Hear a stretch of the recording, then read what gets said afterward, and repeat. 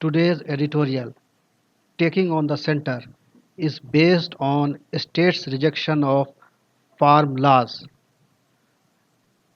States aggrieved by central farm laws are adopting both legislative and legal measures. Legislative measure, states like Punjab has passed amended bills to override center's new agriculture laws, and Rajasthan is going to follow the same route, and Chhattisgarh is trying to take legal measures. We will discuss some finer points of this editorial in very brief. First of all, on September 27, India's president gave assent to three farm bills and they became act or law. These three laws are now Farmers Produce Trade and Commerce Promotion and Facilitation Act 2020.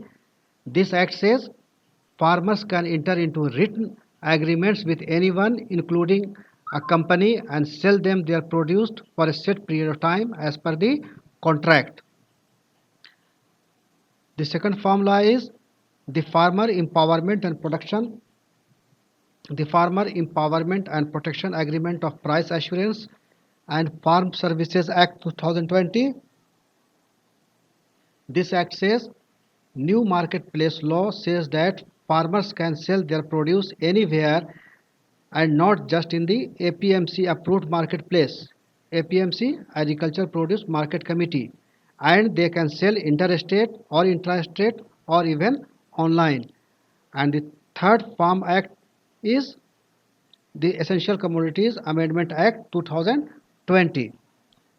These three laws have been enacted by center in the domain of farm laws, and states are opposing it. As we know, agriculture falls under concurrent list. States think that they have been wronged and center is encroaching in their domain. That is why they are opposing, and further they think that appropriate safeguards haven't been taken for marginal farmers in this act. How center has enacted its farm sector bills? Center has used entry 33B in the concurrent list by including agriculture. The center has enacted its farm sector bills by invoking entry 33B in the concurrent list, which concerns trade and commerce in and production, supply and distribution of foodstuffs. By stretching the entry's meaning to include agriculture, Parliament has managed to pass laws in the domain of the states. Punjab has tried to enact state amendments to override the effects of the center's new agriculture laws, and the amendment bill passed by Punjab talks of agriculture census of 2015-16 that says that 86.2% of farmers own less than 5 acres, a majority of them less than 2 acres, and they would be handicapped while negotiating fair price contracts with private players.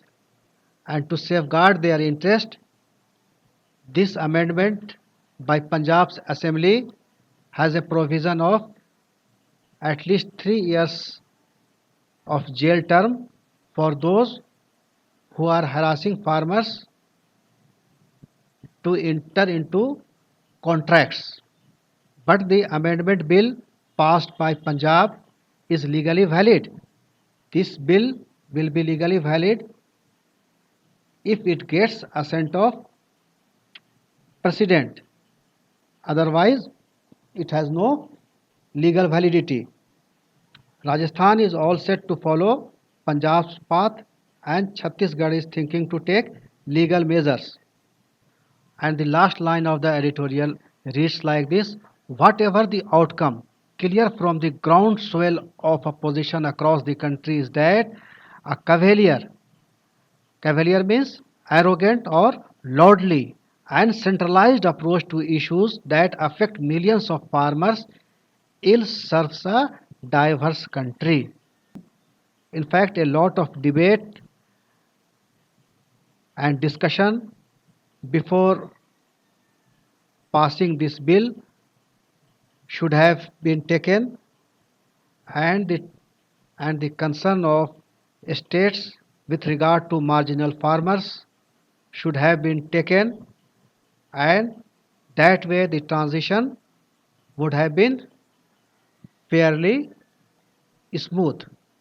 Now, now to appreciate the whole editorial, you can read it slowly.